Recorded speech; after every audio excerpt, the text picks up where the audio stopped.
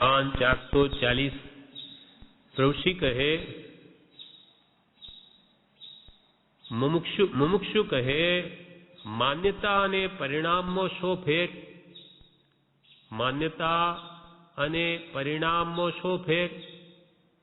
मान्यता एटले श्रद्धा। श्रद्धा में अनुभव नहीं, ज्यारे परिणाम में अनुभव छे। परिणमी गयुं एटले अंतर में परिणमी अनुभव थाय तेने परिणाम कहेवाय। એટલે મુક્ષુ કહે માન્યતા અને પરિણામો શો ફેર? ત્યારે પ્રભુશ્રી કહે સાકર સાકર કરીએ મોઢું ગળ્યું થાય। સાકર સાકર કરીએ મોઢું ગળ્યું થાય। રવિ રવિ કરીએ રજનીનો નાશ થાય। સૂર્ય સૂર્ય એમ રટ્યા કરીએ તેથી કંઈ રાત્રિનો નાશ થાય। રવિ એટલે સૂર્ય અથવા સાકર સાકર એની રટના કરવાથી કે મોઢામાં મીઠાશ આવે નહીં। સાકર પ્રભુશ્રી કહે સાકર સાકર કરીએ મોઢું ગળ્યું થાય। રવિ રવિ કરીએ રજનીનો નાશ થાય। તેમ પરિણામ છે તે અંતરનો અનુભવ છે। સાકર મોઢામાં મૂકી અને જે સ્વાદ આવ્યો તે અનુભવ થયો કહેવાય। તેમ પરિણામ એટલે પરિણમ્યું જ્ઞાનીએ કહ્યું તે અંતરનો અનુભવ છે। જ્યારે માન્યતા છે તેમાં અનુભવ નથી। માન્યતા તો શ્રદ્ધા છે। જેમ કોઈએ કહ્યું સાકર મીઠી તો કે ભાઈ હા મીઠી, પણ કેવી મીઠી કોઈ દિવસ ચાખી ન હોય તો એને અનુભવ હજુ થયો નથી। તે માન્યતા થઈ, શ્રદ્ધા થઈ કે ભાઈ સાકર મીઠી। આત્માનો અનુભવ અનંત સુખરૂપ જ્ઞાનીના કહેવાથી માન્યો।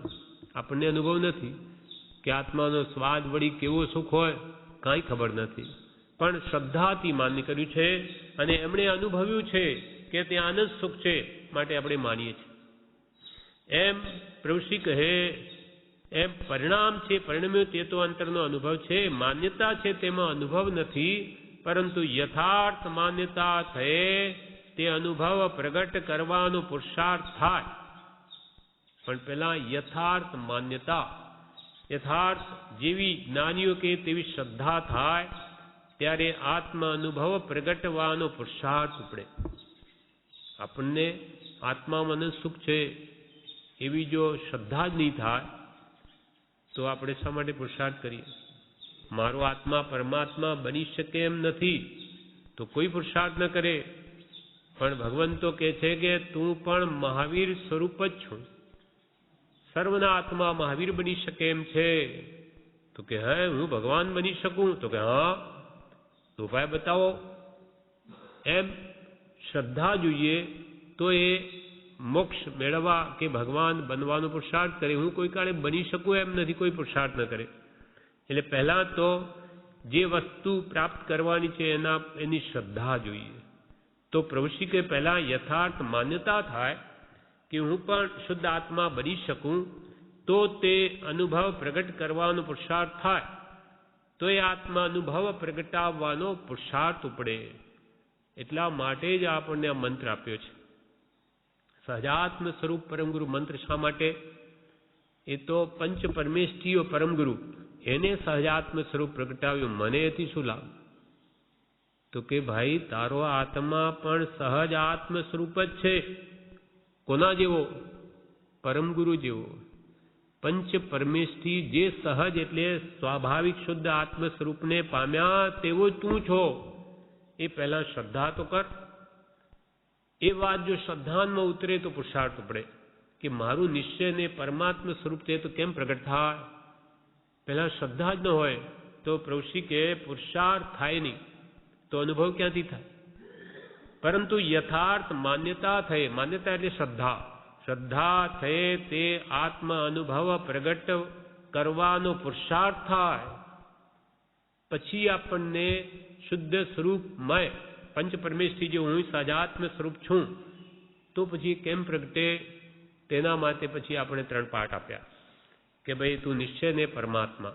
પહેલા તો આ દ્રઢ કરી 108 વાર બી ઓછામાં ઓછું બોલ કે હું સહજાત્મ સ્વરૂપ મારા પરમગુરુ જેવો, પંચ પરમેષ્ઠી જેવો। અને હવે કેમ પ્રગટે? તો કે ભાઈ આ નીચે જે તારું વર્તમાન સ્વરૂપ જાણ, એ તારું મૂળ સ્વરૂપ, વર્તમાનમાં તો તું અનંત દોષનું ભાજન છે.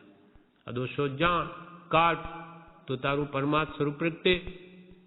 જેમ સૂર્ય છે ઢંકાયેલ છે વાદળાથી, આપણને ખબર છે કે સૂર્ય છે, આ તો વાદળા છે. તો વાદળા ખસે તો સૂર્યનો પ્રકાશ પ્રગટ થાય, તેમ મારો આત્મા પણ આવો સ્વપર પ્રકાશક છે.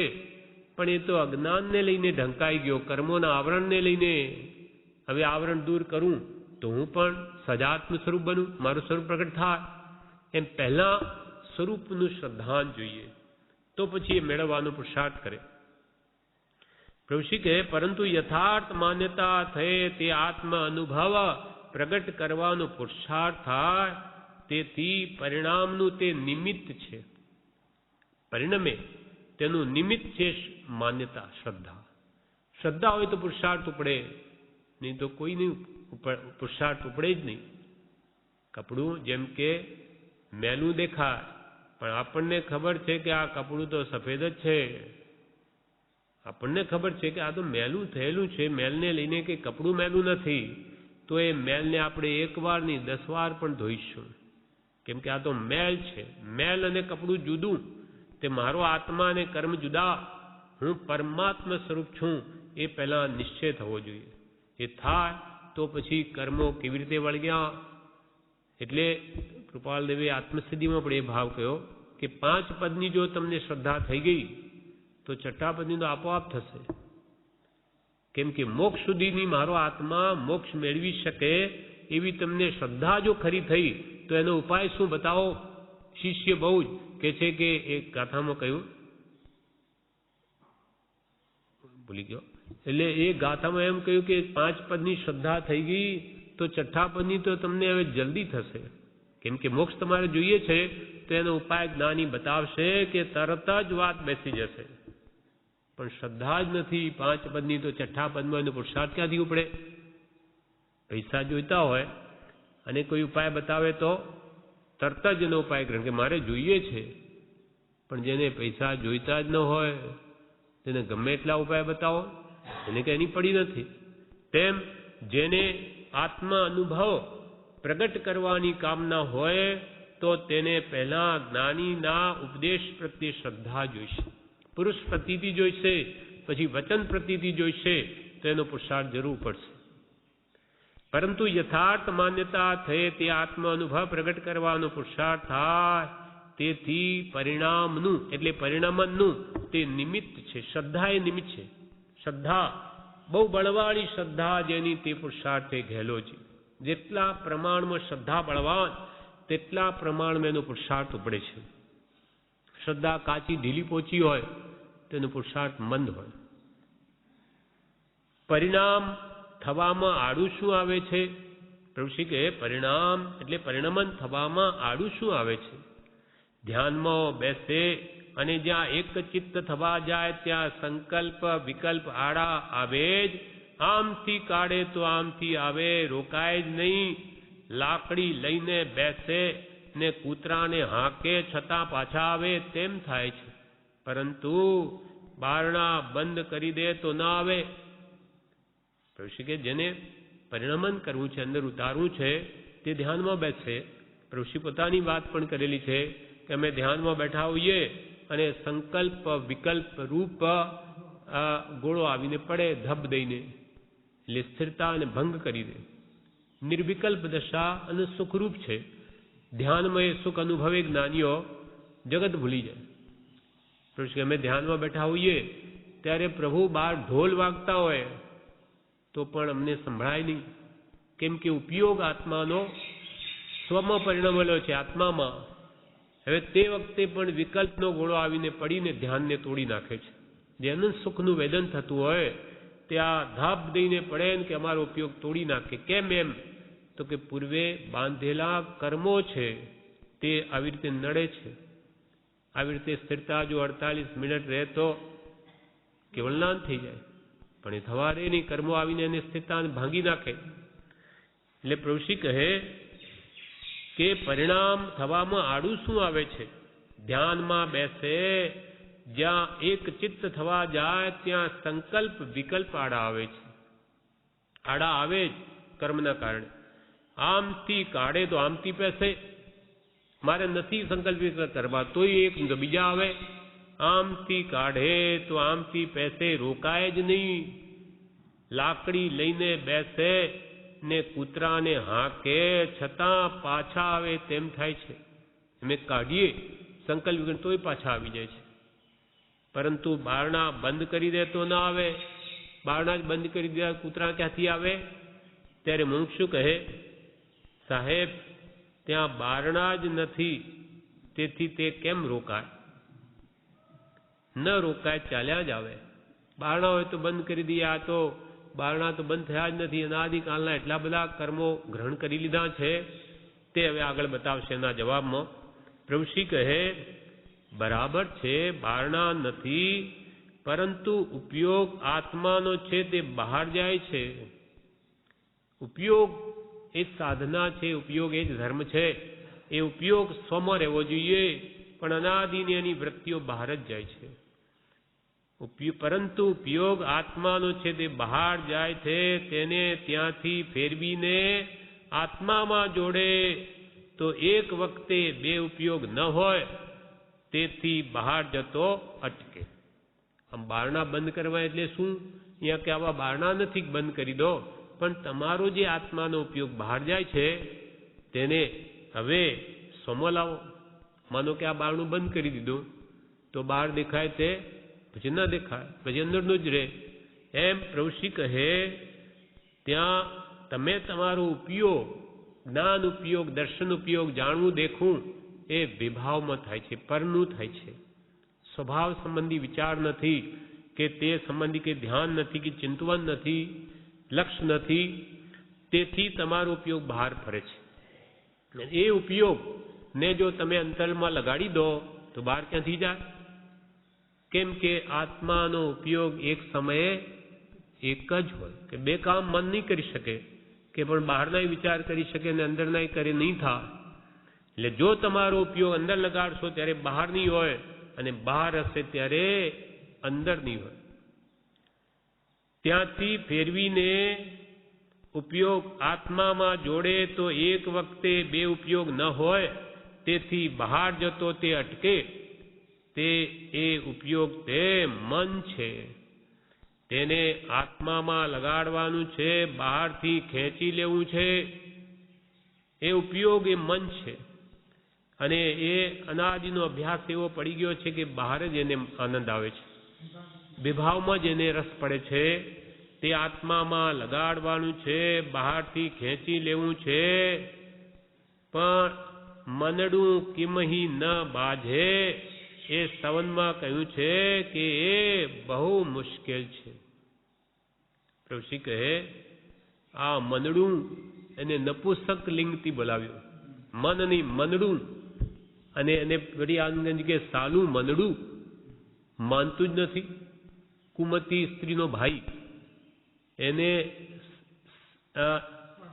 સાલો કયો, એવું આ સાલું મનડું, કે કેટલાય કાળથી એને મનને વશ કરવા પ્રયત્ન કરીએ, વશ થતું જ નથી.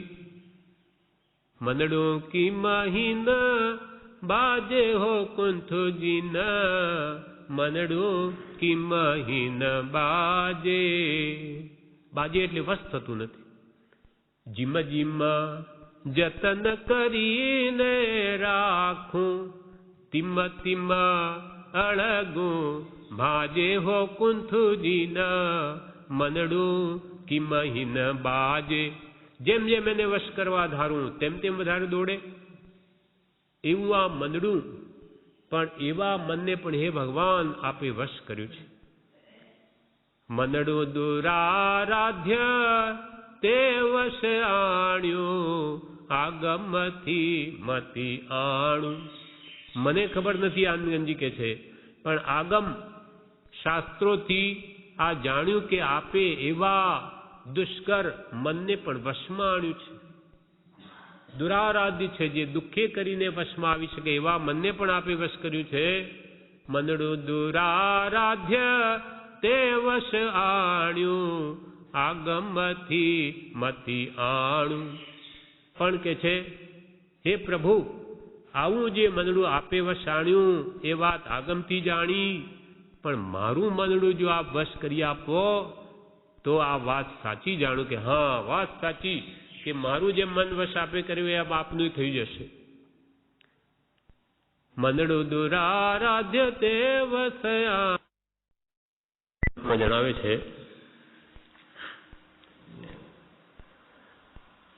5:440 પ્રભુશ્રી કહે મનડું કિમહી ન બાજે, એ સવનમાં કહ્યું છે એ બહુ મુશ્કેલ છે. ઘોડા જેવું છે, તેને જ્ઞાનરૂપી લગામથી જ્ઞાનીઓએ વશ કર્યું છે. એટલે આત્મજ્ઞાન પ્રગટે ત્યારે જ મન વશ થાય છે. આત્મજ્ઞાન પ્રગટે ત્યારે મન વશ થાય છે. જ્યારે જેટલે આત્મજ્ઞાન પ્રગટે ત્યારે જ મન વશ થાય છે. જેટલા પ્રમાણમાં આત્મજ્ઞાન હોય તેટલા પ્રમાણમાં ઉપયોગ બહારથી અંતરમાં આવે. આ જ સર્વ યોગીઓને સાધવાનું હોય છે. કે જેટલા પ્રમાણમાં આત્મા સંબંધીનું જ્ઞાન તેટલા પ્રમાણમાં એનો આત્માનો ઉપયોગ જે વિભાવમાં જાય છે તે ત્યાંથી ઘટીને ફરીને અંતરમાં આવે છે. જેટલા પ્રમાણમાં આત્મજ્ઞાન હોય તેટલા પ્રમાણમાં ઉપયોગ બહારથી અંદર આવે. આ જ સર્વ યોગીઓને સાધવાનું હોય છે. એટલે કૃપાલદેવ એ ઉપદેશ છાયામાં કહ્યું કે 12 ઉપાંગ તો ઘન છે, મને એનો સાર જ બતાવો. ત્યારે કૃપાલદેવે શું કહ્યું, શાસ્ત્રમાં શું જવાબ આપ્યો? વૃત્તિઓનો ક્ષય કરવો એ જ 12 ઉપાંગનો સાર છે. આપણી જે વૃત્તિઓ વિષય કસાયમાં જાય છે એને ત્યાંથી પાછી વાળવી એ જ પુરુષાર્થ છે. ઉપયોગ એ જ ધર્મ અને ઉપયોગ એ જ સાધના છે. અર્થાત આપણો આત્માનો ઉપયોગ જે સંસારમાં ફરે છે અને વિભાવમાં સ્વભાવમાં લાવવો એ જ પુરુષાર્થ છે, એ જ સાધના છે. અહીંયા પણ એ જ કહ્યું સર્વ યોગીઓને આ જ સાધવાનું હોય છે. સર્વ તપ જપ ક્રિયા આ જ અર્થે છે. તપ જપ ક્રિયા સ્વાધ્યાય ભક્તિ વગેરે શાના માટે? તો કે આત્માને વિભાવથી હટાવી સ્વભાવમાં લાવવું. પર પ્રેમ પ્રવાહ बढ़े પ્રભુ સે પ્રીતિ અનંતી પર થકી જે તોડે તેહ જોડે એ પરમ પુરુષથી રાખતા. એના માટે આ બધા સાધનો છે.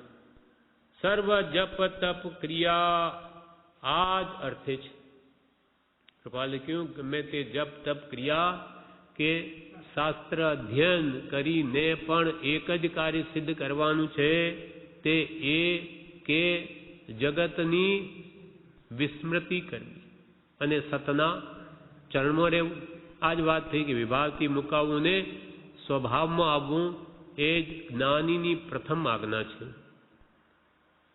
સર્વ તપ જપ ક્રિયા આ જ અર્થે છે. જીવ છે તેનો શિવ આમ જ થાય છે. કૃપાલ કે આપણો જીવ એ શિવ બની જાય. શિવ એટલે મોક્ષગામી બની જાય, મુક્તિને મેળવે. ક્યારે? તો કે બધી વિભાવથી મુકાઈને સ્વભાવમાં આવે તો. સર્વ જપ તપ ક્રિયા જ અર્થે છે. જીવ છે તેનો શિવ આમ જ થાય છે. જડને તેમ ન થાય. જડ એવા જગતના પદાર્થો કોઈ દિવસ શિવ નહીં થાય, મોક્ષરૂપ મોક્ષને પામે નહીં. પણ આત્મા છે માટે પામી શકે છે. કેમ કે તું છો મોક્ષ સ્વરૂપ, આપણનો સ્વભાવ જ મુક્ત સ્વરૂપ છે. પરંતુ જીવ છે અને ઉપયોગ આપે તો પોતાની અનંત સિદ્ધિઓ પ્રગટે અને કૃત્ય થાય. જીવ એટલે આપણો આત્મા જો સ્વ તરફ ઉપયોગ આપે તો પોતાના આત્માની અનંત રિદ્ધિઓ, અનંત સિદ્ધિઓ, અનંત લબ્ધિઓ જે કંઈ પણ કહો બધું આત્મામાં છે. અનંત ગુણ છે, અનંત સુખ છે, અનંત જ્ઞાન છે, અનંત દર્શન છે, અનંત વીર્ય છે, એ બધું જ પ્રગટ થાય. પરંતુ જીવ છે અને ઉપયોગ આપે તે આત્માની અનંત રિદ્ધિ પ્રગટાવવાનો પુરુષાર્થ કરે, ઉપયોગ આપે તો પોતાની અનંત સિદ્ધિઓ પ્રગટે અને કૃત્ય થાય. કૃત્ય એટલે કેવળ જ્ઞાની કૃત કૃત્ય છે. કેવળ જ્ઞાન થયા પછી એને કૃત એટલે કરવા યોગ્ય બધું કૃત્ય એટલે કામ, કૃત કરી લીધું છે કરવા યોગ્ય કામ જેણે તે કેવળ જ્ઞાની. કેવળ જ્ઞાન થયા પછી એને કાંઈ કરવાનું નથી. એને કોઈ દિવસ ભક્તિ કરવાની નથી કે કોઈ ઉપવાસે કરવાનો નથી, તપ જપ સ્વાધ્યાય ધ્યાન કાયોસર કાંઈ કરવાનું નથી. કેમ કે કરવાનું જેણે સર્વ કરી લીધું, સર્વકાળને માટે એ નિશ્ચિંત થઈ ગયો. એને કોઈ દુઃખ નથી, કોઈ ક્રિયા કરવાની હોય જ નહીં, હોતી જ નથી. એટલે કૃત્ય થાય. પ્રભુ કે પુરુષાર્થ કરે ઉપયોગ આપે તો જીવ પોતાની અનંત સિદ્ધિઓ પ્રગટે જીવની અને કૃત્ય થાય. આ જે સાધના છે, ઉપયોગને બહારથી વાળીને અંતર્મુખ કરવો એ જ સાધના છે. બાકી તો પૂદગલ જ સર્વત્ર દ્રષ્ટિ ગોચર થાય છે. બાકી બધે પૂદગલ દેખાય છે. આપણને જે દેખાય બધું જ પૂદગલ. કેમ કે જગતમાં રૂપી પદાર્થ એક પૂદગલ જ છે.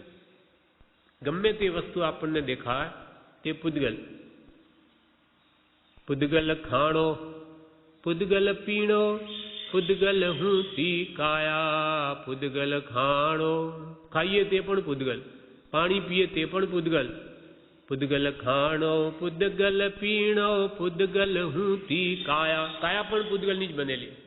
પૂદગલ કો સબ લેણો દેણો, જે કંઈ આપણે લઈએ કોઈની પાસે વસ્તુ કે કંઈ આપીએ તે પૌદ્ગલિક વસ્તુ જ અપાય કે લેવાય.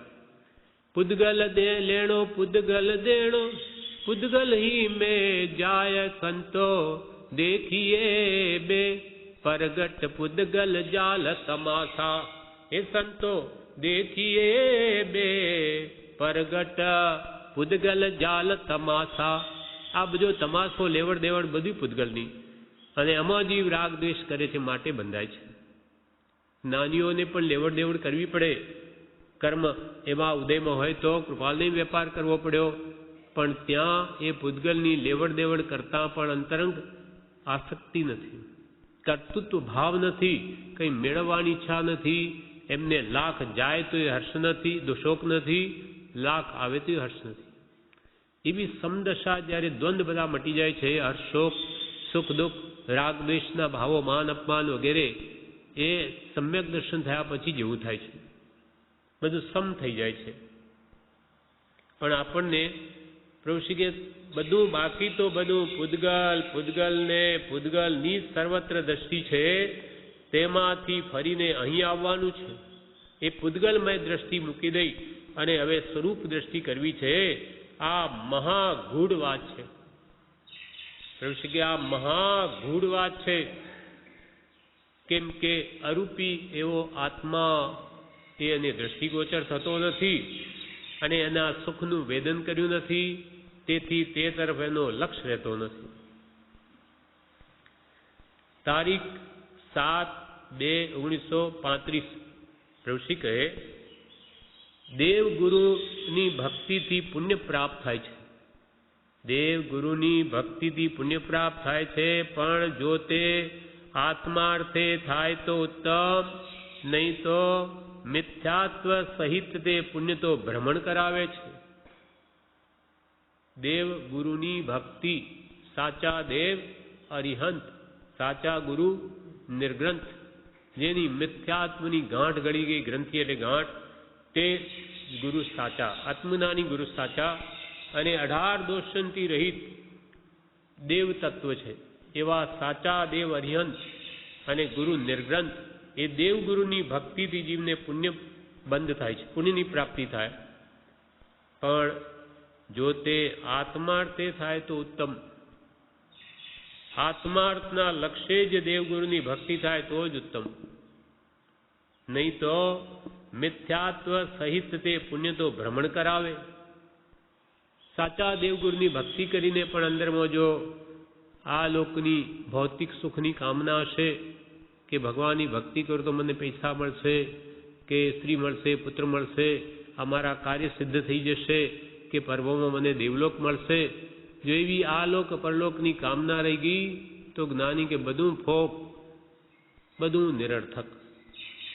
માત્ર આત્માના લક્ષ્ય નિષ્કામ ભક્તિ થઈ કે મારે તો જન્મથી ભગવાન મુક્ત થવું છે, મારે કંઈ નહીં જોઈએ, મારે દેવલોક પણ નહીં જોઈએ, અનંત વાર ભોગવ્યા, હવે મને જન્મજરા મરણના દુઃખથી મુક્ત કર. એવી માત્ર આત્માર્થે ભક્તિ હશે તો જે કાર્યકારી છે મોક્ષ આપશે, નહીં તો નહીં આપે. એટલે પ્રભુશ્રીએ દેવગુરુની ભક્તિથી પુણ્ય પ્રાપ્ત થાય છે, પણ જો તે આત્માર્થે થાય તો ઉત્તમ, નહીં તો મિથ્યાત્વ સહિત તે પુણ્ય તો ભ્રમણ કરાવે. દેવલોક માંગે, માનો પુણ્ય બળે દેવલોક મળી જાય તો ત્યાં તેને આસક્તિ થશે, ત્યાં મોહ કરી એ પુણ્યની સામગ્રી ત્યાં ભોગવી લઈ અને પાછો ત્યાંથી ચવીને દુર્ગતિમાં ચાલ્યો જશે, ખોટી ગતિમાં, પુણ્ય પરવારી ગયું. એમ આત્માર્થે જે કંઈ પણ પુરુષે કરવું જોઈએ માટે સમકિત પ્રાપ્ત કરી લે તો પુણ્યને પાપ બંને સવળા પડે છૂટવા માટે થાય. માટે સમકિત પ્રાપ્ત કરી લે, સાચી શ્રદ્ધા કરી લે આત્માની કે જ્ઞાની પુરુષની, અને તો કે છે પુણ્યને પાપ બધા સવળા થશે. માત્ર આત્માર્થે થશે અને એ છૂટવા માટે થશે. દેવ ગુરુની અવજ્ઞા પાપ કરાવે છે. જ્ઞાની પુરુષો કે દેવ તત્વ એ દેવ કે ગુરુની જો આશાતના કરી તો જીવને પાપનો જ બંધ થશે. અનંત અનુબંધી કષાયના ભાંગામાં ચાલ્યો જઈશ, અનંત સંસાર વધારી દઈશ. દેવગુરુની અવજ્ઞા પાપ કરાવે છે, નરક તિર્યંજ ગતિ આપે, નરકમાં લઈ જાય. દેવગુરુની આશાતના કે તિર્યંજ યોનિમાં લઈ જાય. પુણ્ય ને પાપ બંને હોય તો મનુષ્ય ગતિ પામે. પુણ્ય પણ હોય અને પાપ બંને હોય તો મનુષ્ય ગતિ પામે. લગભગ સમ થાય છે પુણ્ય પાપ, ત્યારે સરખા ત્યારે માનવ દેહ મળે. વધારે પુણ્ય હોય તો દેવલોકમાં ચાલ્યો જાય, કાં જ્યોતિષ કે વૈમાનિક દેવ થઈ જાય, અને ઓછું પુણ્ય હોય તો તિર્યંજમાં ચાલ્યો જાય, હા ઢોર પશુની યોનિમાં ચાલ્યો જાય. વિશેષ પાપ હોય તો નરકમાં ચાલ્યો જાય. લગભગ પુણ્ય પાપ સમ હોય ત્યારે આ મનુષ્ય ગતિ મળે છે. નરક પુણ્ય ને પાપ બંને હોય તો મનુષ્ય ગતિ આપે. જો જીવ પુણ્ય ને પાપ બેમાંથી એકે નથી બાંધતો તો મોક્ષ થાય છે. માટે પુણ્ય ને પાપ બંનેને મૂકવા અને પ્રીતિ આત્મામાં કરવા, સત્પુરુષમાં જોડવી. માટે પ્રભુ કે પુણ્ય ને પાપ બંનેની હોળી કરવાની છે. આગળ જતા દશા વધતા પુણ્યનો પણ નાશ થશે. તે શુભ આ શુભ છેદતા ઉપજે મોક્ષ થવા. શુભ કે અશુભ બંને ભાવની થી જ્યારે છુટકારો થશે ત્યારે જ મુક્તિ થાય છે. જો જીવ પુણ્યને પાપ બેમાંથી એકે નથી બાંધતો તો મોક્ષ થાય છે. હવે એ કોણ કરી શકે? આત્મજ્ઞાની પુરુષો, જેને પુણ્યનો બંધ નથી, પાપનો નથી. એવી સમદ શુદ્ધ ભાવ જે છે, શુદ્ધ ભાવમાં રમણતા, એ ત્યાં કંઈ જ બંધ નથી, ત્યાં નિર્જરા છે, બળવાન. જો જીવ પુણ્યને પાપ બેમાંથી એકે નથી બાંધતો તો મોક્ષ થાય છે. માટે પુણ્યને પાપ બંનેને મૂકવા અને પ્રીતિ આત્મામાં કરવા, સત્પુરુષમાં જોડવી. પહેલા તો પ્રીતિ જે અશુભમાં છે તે છોડીને પ્રેમ સત્પુરુષમાં કરવો, શુભ પ્રત્યે લાવો. હમણાં તો શુભમાં જ રહેવું, શુદ્ધના લક્ષ્ય. આપણે પુણ્ય પાપ બે છોડી દઈએ તો રહે શું થયું? શુદ્ધ ભાવ જાણ્યો નથી, અને પુણ્ય નહીં છોડી દે તો પછી પાપ જ રહે. ને પાપ કરનારો જીવ તો નરકમાં જાય કે તિર્યંજમાં જાય. માટે આપણા માટે હાલમાં પાપ કરતા પુણ્ય ઉપાદેય છે, અપેક્ષા, શુદ્ધ ભાવના લક્ષ્ય. જ્યાં સુધી જીવ શુદ્ધ ભાવને નહીં પામે ત્યાં સુધી પુણ્ય ઉપાદેય છે. નાની ભગવંતો પણ જ્યારે આત્મ ધ્યાનમાં નહીં રહી શકે, એ તો શુદ્ધ ભાવ છે, એટલે એમાં નહીં રહી શકે ત્યારે એ પણ સ્વાધ્યાયમાં રહે, કાં કોઈ શાસ્ત્ર લખે, કાં કોઈને ઉપદેશ આપે, કે જેથી અશુભમાં નહીં જવાય. તે પણ શુભમાં કાળ ગાળે છે શુદ્ધમાં જવા માટે અપેક્ષાએ પાપ કરતાં પુણ્ય શ્રેષ્ઠ, પણ શુદ્ધની અપેક્ષાએ પુણ્ય પણ ખરાબ છે. શુદ્ધની અપેક્ષાએ પ્રભુશ્રીએ કહ્યું કે જ્ઞાની પુરુષો ભક્તિ કરે, પછી પોતે જવાબ આપ્યો કે કરે, અશુભમાંથી બચવા માટે કરે. 1000 રૂપિયાનો દંડ આપવો પડતો હોય એના કરતો 1 રૂપિયો આપવો પડતો હોય તો સારું, પણ દંડ એ દંડ જ છે. રૂપિયાનો પણ દંડ એ દંડ કહેવાય, શિક્ષા કહેવાય, યોગ્ય નથી. એટલે શુદ્ધ ભાવમાં જવાય છે, પણ શુદ્ધ ભાવમાં ટકી શકતા નથી તો શું કરવું? તો કે શુભમાં રહેવું. અને પાછા તરત આત્મજાગૃતિ આવીને પાછા શુદ્ધમાં ચાલ્યા જાય છે. શુદ્ધ ભાવનો જેને લક્ષ્ય છે, અનુભવ લક્ષ્ય પ્રતીત, કેમ કે વૃત્તિ ભાઈ નિજ ભાવમાં પરમાર્થે સંકિત, પરમાર્થ સંકિત પ્રગટ થયું એટલે હવે એમનો લક્ષ્ય તો હંમેશા શુદ્ધમાં જ રહેવાનો છે. પણ કર્મના ધક્કાને લઈને રહી નથી શકતા, માટે અમો રહે છે. ઋષિ કહે સ્વભાવમાં રહેવાથી મોક્ષ થાય છે. સ્વભાવમાં રહેવાથી મોક્ષ થાય છે ને વિભાવરૂપ પુણ્ય પાપથી સંસારમાં સુખ દુઃખની પ્રાપ્તિ થાય છે. માટે સ્વભાવ પ્રાપ્ત કરવા રાગ દ્વેષ મૂળમાંથી કાઢવા જોઈએ. સ્વભાવમાં રહે તો આત્માનો મોક્ષ થાય.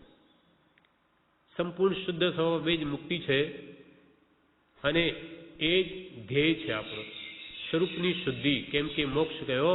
નિજ શુદ્ધતા, સંપૂર્ણ આત્માની શુદ્ધિ સ્વભાવની, એ રૂપ મોક્ષ છે. તો સ્વભાવમાં રહેવાથી મોક્ષ થાય છે, અને વિભાવ રૂપ પાપ કે પુણ્ય થી સંસારમાં સુખ દુઃખની પ્રાપ્તિ થાય છે. આપણે પુણ્ય બાંધીએ તો એનું ફળ ભૌતિક સુખ આવે, ઇન્દ્રિય સુખ મળે, અને અશાતા પાપ કરીએ તો અશાતા આવે, શરીરમાં રોગ વગેરે દુઃખ આવે. એમ સુખ દુઃખની પ્રાપ્તિ પુણ્ય પાપના કારણે છે, અને પુણ્ય પાપ બંને વિભાવ છે.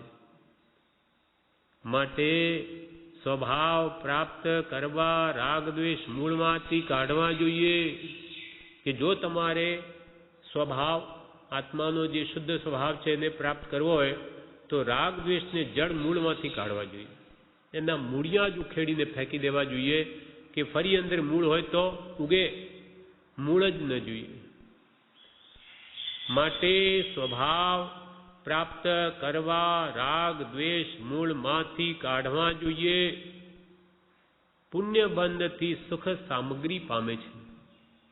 ઋષિ કહે પુણ્ય બાંધે તો એનાથી સંસારિક સુખ સામગ્રી મળે, ભૌતિક સામગ્રી મળે, ઇન્દ્રિય સુખની પ્રાપ્તિ થાય. પુણ્ય બંધથી સુખ સામગ્રી પામે છે, તેથી તેમાં મોહ થાય છે, મોહથી મદ થાય છે, અને મદથી પાપ બંધથી નીચ ગતિએ જાય છે, અને અનંતકાળ ભ્રમણ કરે છે. એવા પુણ્યને ઈચ્છવું એ સમકીતિનું લક્ષણ નથી.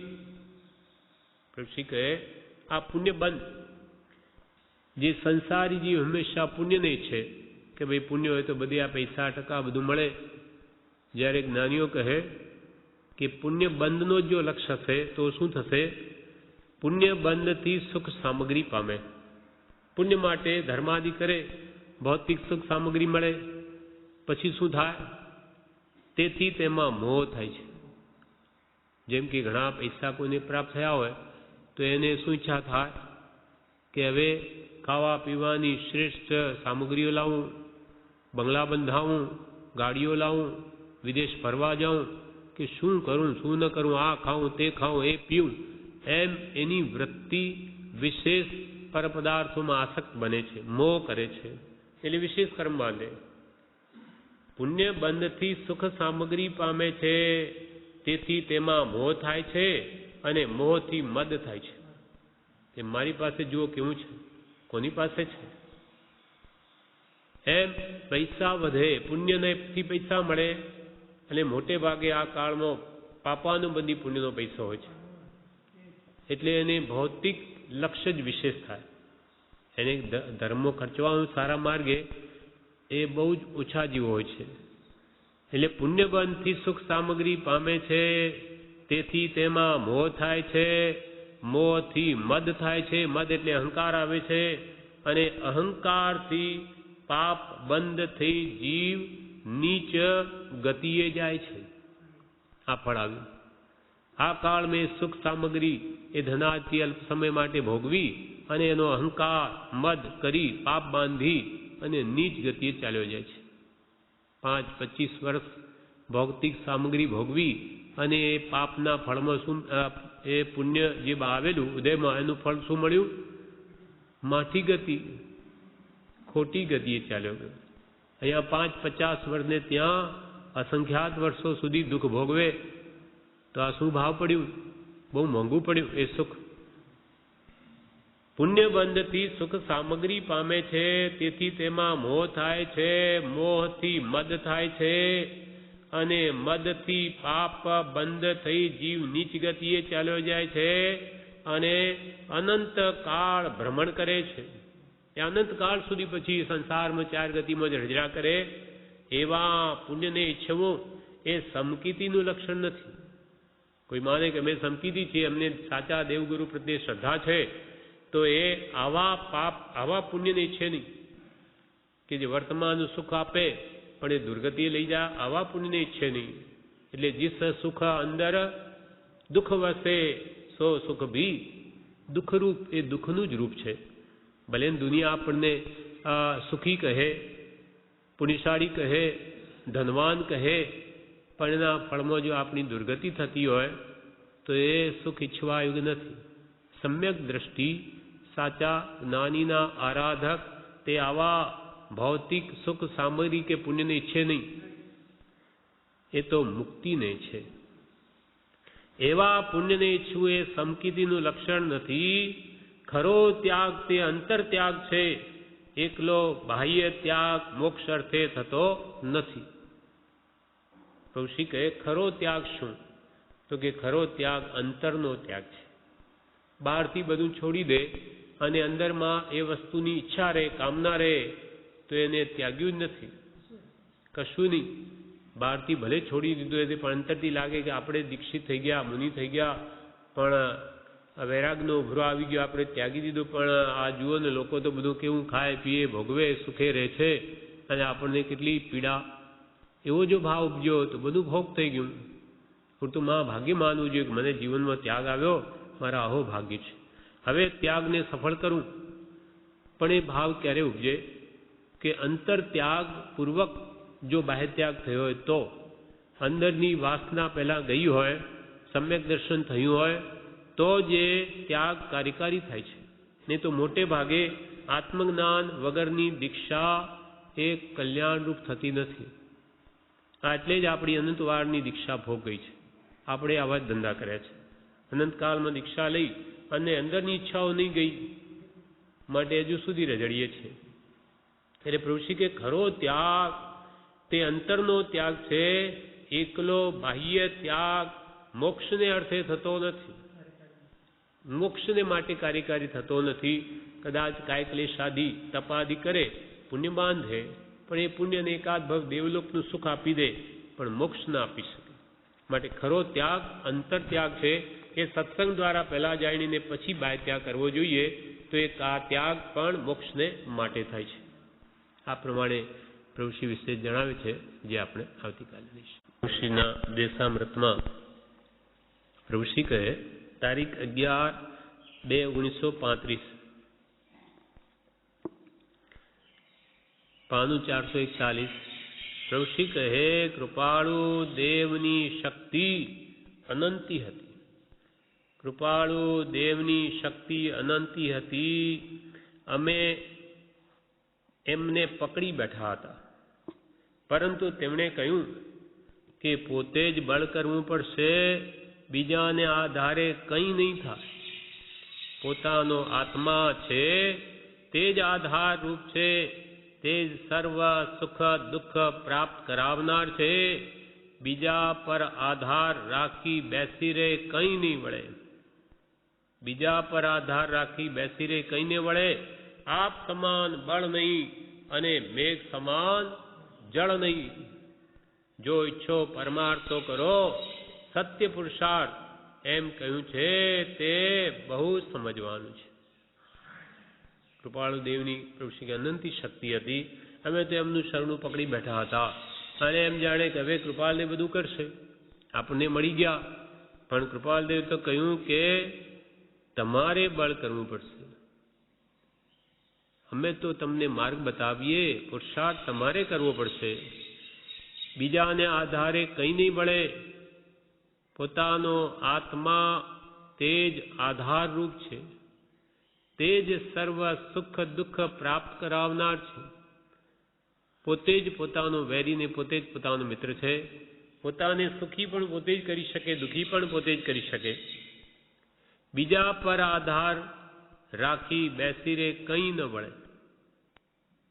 એટલે કૃપાલદેવે ગાથા કહી છે, વ્યવહાર સે હે દેવ જિન નિશ્ચય સે હે આપ, यही वचन से समझ ले जिन प्रवचन की छाप. व्यवहार से तो जिन એ દેવ છે આપણા, વ્યવહારથી દેવ તત્વ જીનેશ્વરો, પણ નિશ્ચય સે હે આપ, પોતે જ પોતાનો દેવ છે, પોતે જ ભગવાન છે. यही वचन से समझ ले जिन प्रवचन की छाप. આ વચનથી જીનના પ્રવચનની છાપ જુઓ કે છે તું જ પરમાત્મા. નહીં તો કે અમે પરમાત્મા, તમે અમારા શિષ્ય, એવું નહીં. તું પોતે પરમાત્મા છો, નિશ્ચય ને તું બની શકે છે. તો એવા જીન વચન છે. પણ વ્યવહારથી દેવ છે ને ગુરુ છે, કેમ કે એના વગર જ્ઞાન પ્રગટે એમ નથી. એને ખબર જ નથી જ્ઞાન કેવી રીતે પ્રગટે. તો જેણે જાણ્યું એ જે માર્ગ બતાવે તે રીતે આપણે કરીશું તો જ પ્રગટશે. વ્યવહારથી આપણને માર્ગ બતાવનાર છે. જેમ કે રસ્તામાં આપણે કોઈને પૂછીએ કે ભાઈ આણંદ જવાનો રસ્તો કયો, તો કે ભાઈ આ રીતે આમ સંદેશર ને અહીંયા કરમસદ આવશે, આમ જજો. તો કે તમને ખબર છે તો તમે જ અમને લઈ જાઓ, તમારી માથે તમારા ઉપર બેસી જાઓ, તમે ઉપાડીને લઈ જાઓ. તો એ કંઈ બને નહીં. તમને માર્ગ બતાવી દીધો, ચાલવું તો તમારે પડશે. તેમ જ્ઞાની માર્ગ બતાવે પછી કે ભગવાન તમે બધું કરી આપો, એ બને નહીં. તમારા આત્મામાં રહેલા રાગ દ્વેષ તમારે કાઢવા પડશે. રાગ દ્વેષ ખોટા છે, એનો ક્રોધ માન માયાલોક કશાયો એ સંસાર છે, એ દૂર કરવા વગેરે. અને શું પ્રાપ્તિ કરવી, કેમ માર્ગ છે, બધું બતાવે. જ્ઞાન દર્શન ચારિત્ર શું છે. બાકી ચાલવું તમારે પડશે. એ દોષો તમારે કાઢવા પડશે, ગુણો તમારે લાવવા પડશે. એટલે પુરુષી કે અમને તો કૃપાલદેવ પર અમે તો શરણ કરીને બેઠા, જાણે બધું એ કરશે. પણ એમને તો કહ્યું કે બળ તો તમારે કરવું પડશે. કૃપાળુ દેવની શક્તિ અનંતી હતી અને અમે અમને પકડી બેઠા હતા. પરંતુ તેમણે કહ્યું કે પોતે જ બળ કરવું પડશે, બીજાના આધારે કંઈ નહીં થાય. પોતાનો આત્મા તે જ આધારરૂપ છે. તે જ સર્વ સુખ દુઃખ પ્રાપ્ત કરાવનાર છે. બીજા પર આધાર રાખી બેસી રહે કાંઈ નહીં વળે. આપ સમાન બળ નહીં અને મેઘ સમાન જળ નહીં. પોતે મરણીયો થાય તો એક મરણીયો સોને ભારે પડી પડે, એમ પોતા સમાન બળ નથી. જેમ કે મેઘ સમાન જળ નથી. વરસાદ વરસે એના સિવાય બીજો જગતમાં એવો કયો પદાર્થ છે કે જે એટલું બધું એક સાથે પાણી આપી શકે? મેઘ સમાન બીજું કંઈ નહીં. એમ જેમ મેઘ સમાન જળ નહીં, તેમ આપ સમાન બળ પણ નહીં. પોતે ધારે તો પોતાને ઠેઠ મોક્ષે પહોંચાડી દે 2 ઘડીમાં, અને પોતાને નરકે જ જવું હોય તો એને કોઈ મોક્ષ ન લઈ જઈ શકે. બંધાવાના કામીને પરમાત્મા છોડાવી ન શકે. અને છૂટવું જ છે એવો દ્રઢ નિશ્ચય હોય તો એને પરમાત્મા બાંધી ન શકે. આપ સમાન બળ નહીં અને મેઘ સમાન જળ નહીં. માટે જો ઈચ્છો પરમાર્થ તો કરો, સત્ય પુરુષાર્થ કરો. એમ કહ્યું છે તે બહુ સમજવાનું છે. બળ, પુરુષાર્થ, વિચાર, સમજણ કરી પોતે જ પોતાને છોડાવવાનો છે. બળ પ્રગટાવી, પુરુષાર્થ પોતાનો વિચાર પણ પોતે કરી, સમજણ ફેરવી, આ આપણા આત્માને પોતાને પોતે જ છોડાવવાનો છે. છૂટવાના માર્ગ જ્ઞાનીઓ બતાવે બાકી છોડાવવો તો આપણે જ પડે આપણા આત્માને. અને એ જો છોડાવી શકતા હોત તો આજે આપણે એ ક્યાં હોત જ નહીં. જો કોઈ તીર્થંકરો સર્વજીવોને મોક્ષે લઈ જઈ શકતા હોત તો એકને પણ નહીં રાખ ત્યાં. પણ એમ બનતું નથી. એ અનંત શક્તિમાન હોય છે. જ્યારે એમને કેવળ જ્ઞાન પ્રગટે, પહેલા શુક્લ ધ્યાનની જે હોળી લાગે કર્મો શુક્લ ધ્યાન પ્રગટે, તે એમાં કે છે એટલી તાકાત હોય છે કે આખા વિશ્વના બધા જીવોના એ કર્મો બાળીને ભસ્મ કરી શકે એટલી શુક્લ ધ્યાનની હોળી એટલી બધી પ્રજ્વલિત હોય છે. પણ નિયમ એવો છે કે પોતાના કર્મોને જ બાળે, બીજાના નહીં. જો બીજાને પકડી મારી કૂટીને પણ કલ્યાણ કરાવી શકતા હોત તો આપણનું થઈ ગયું હોત. પણ એમ થતું નથી. એ તો માર્ગના માત્ર ઉપદેશના દાતા છે. એટલે જો ઈચ્છો પરમાર્થ તો કરો સત્ય પુરુષાર્થ, એમ કહ્યું તે બહુ સમજવાનું છે. બળ, પુરુષાર્થ, વિચાર, સમજણ કરી પોતે જ પોતાને છોડાવવાનો છે. સંસારના સુખ પણ આત્મા કંઈક પુરુષાર્થ કરે છે ત્યારે પામે છે, કોઈ બીજાના બળથી નથી મળતું. porque સંસારમાં પણ કોઈ પણ ભૌતિક સામગ્રી આપણે મેળવીએ વસ્તુ, તે પણ ત્યાં કેટલો પુરુષાર્થ કરે ત્યારે પ્રાપ્ત થાય. તો પછી મોક્ષ અનાયાસે સાચું સુખ કેવી રીતે મળે? સંસારના સુખ પણ આત્મા કંઈક પુરુષાર્થ કરે છે ત્યારે પામે છે, કોઈ બીજાના બળથી નથી મળતું. તેમજ મોક્ષને માટે પણ પોતે પુરુષાર્થ કરવાનો છે. કૃપાળુ દેવે પોતે કેવો પુરુષાર્થ કર્યો હતો? અન્ય જ્ઞાનીઓએ શું શું કર્યું? કૃપાલ દેવે કેવો પુરુષાર્થ કર્યો છે? એક ઉત્તર સંનામો મહિનો રહ્યા ત્યારે ખાવાની નહીં આપે પેટનું. શરીર કે છે માગે છે, કજિયો કરે, એક રોટલી આપે રૂપિયા બહાર, એક કે બે પાતળી પાપડ જેવી. એથી શું વળે? તો કે કજિયો કરે છે આ શરીર અમારી સાથે, પણ અમે આપતા નથી. રાત દિવસ આત્મ ધ્યાનમાં રહે, રાત્રે મચ્છરો કેટલા કરડે તો એમને કંઈ એની પડી જ નથી. એ તો દેહ છે કે નહીં ખબર નહીં, એવી રીતે દેહાતી દશામાં જાણે રહેતા હતા. તો કેટલો બધો પુરુષાર્થ કૃપાળુદેવે કર્યો. બધા તીર્થંકરો જાણે છે કે તે જ બ્રહ્મા મારી મુક્તિ છે, છતાં પુરુષાર્થને છોડતા નથી. અત્યંત પુરુષાર્થ કરે છે, કેમ કે બધા કર્મોને ખપાવવાના છે. એમ પુરુષાર્થ તો કરવો જ પડશે. બીજાના બળથી નથી મળતું, તેમજ મોક્ષને માટે પણ પોતે પુરુષાર્થ કરવાનો છે. કૃપાળુ દેવે પોતે કેવો પુરુષાર્થ કર્યો હતો અને અન્ય જ્ઞાનીઓએ શું શું કર્યું? બધાના જીવન ચરિત્ર જોઈએ તો ખબર પડે કે એમને કર્મના ઉદય આવે ત્યારે કેવો ક્ષમતાએ સહન કર્યા છે. તેમણે કર્યું તેમ દેહાધ્યાસ મૂકો. જો મુક્તિ મેળવી હોય તો દેહાધ્યાસ છોડો, દેહમાં આત્મબુદ્ધિ મૂકો. દેહ તે હું નહીં, શરીરે મારું સ્વરૂપ નહીં, હું તો શુદ્ધ ચૈતન્ય સ્વરૂપ અવિનાશી એવો આત્મા છું. એમ જે સ્વરૂપ પોતાનું વાસ્તવિક છે તેને જાણો અને શ્રદ્ધો અને તે શુદ્ધ કરવાનો પ્રયત્ન કરો. એમ કૃપાળુ એમ તેમણે કર્યું તેમ દેહાધ્યાસ મૂકો. જ્ઞાની પુરુષો બધા મોક્ષને પામ્યા છે તો દેહમાં આસક્તિ છોડીને પામ્યા છે. કેમ કે છૂટે દેહાધ્યાસ તો નહીં કરતા તું કર્મ, નહીં ભોગતા તું તેહનો, એ જ ધર્મનો મર્મ છે. આ ધર્મનું રહસ્ય છે. ધર્મ એટલે વસ્તુ સ્વભાવ પામવાનું આ કારણ છે કે દેહાધ્યાસ મૂકો. તેમ દેહાધ્યાસ મૂકો, મન વચન કાયાના યોગથી નિવર્તો. આ કર્મના કારણ મન વચન ને કાયા. મનની પ્રવૃત્તિ સંકલ્પ વિકલ્પની ઘટાડો, વચનની પ્રવૃત્તિ બોલવાની મૌન તરફ આવો, અને કાયાની પ્રવૃત્તિ પણ હલનચલની એ પણ ઓછી કરો. એ મન વચન કાયાના યોગથી નિવર્તો, સંકલ્પ વિકલ્પ રહિત થાઓ.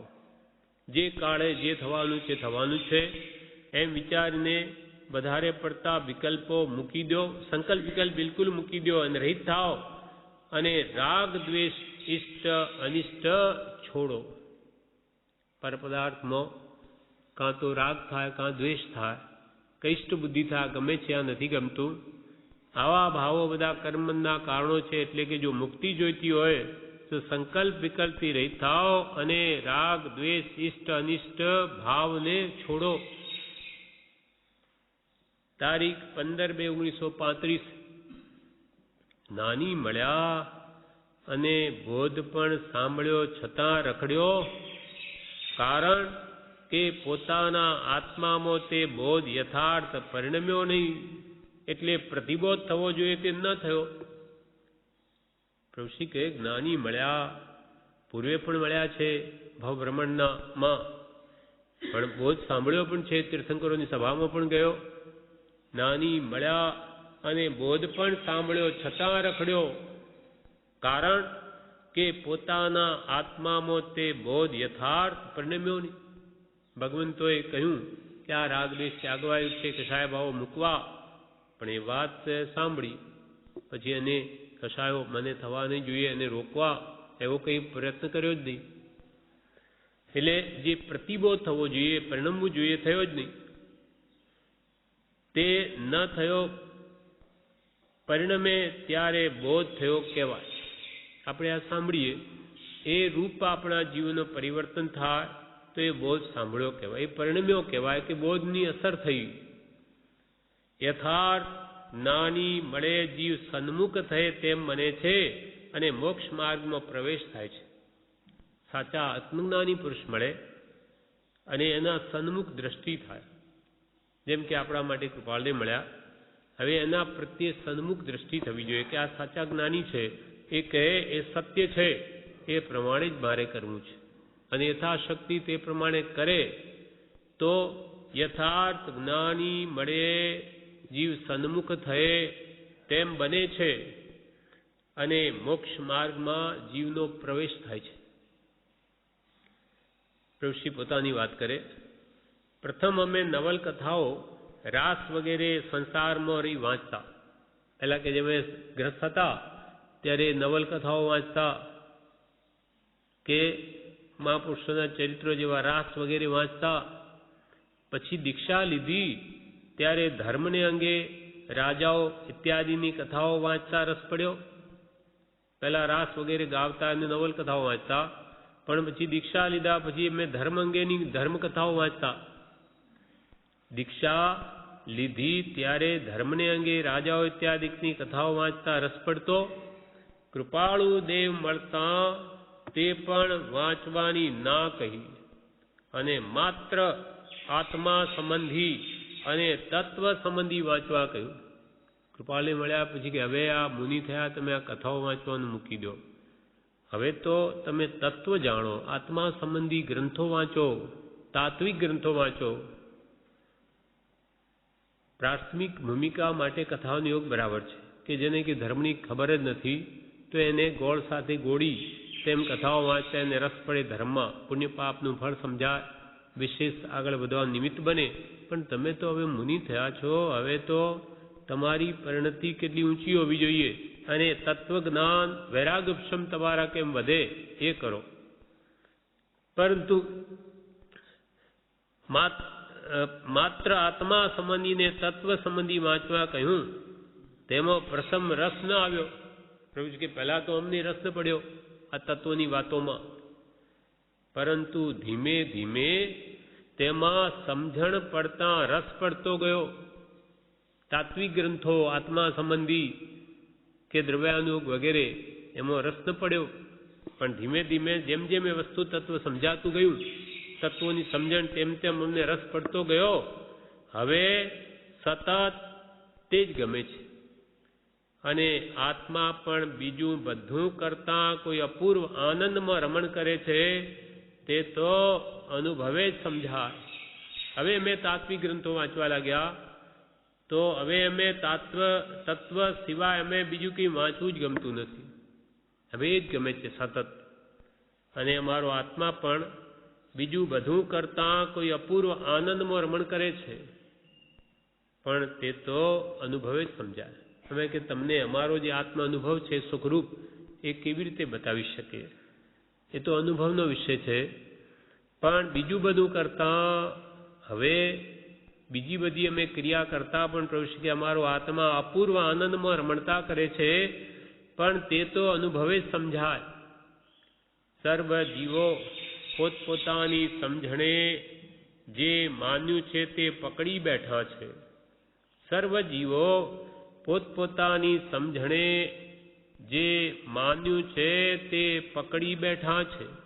શ્વેતાંબર, દિગંબર, રામાનંદી, ઢૂંઢિયા ઇત્યાદિ સર્વેને પોતાના ધર્મની પકડ હોય છે, તેને સત માને છે.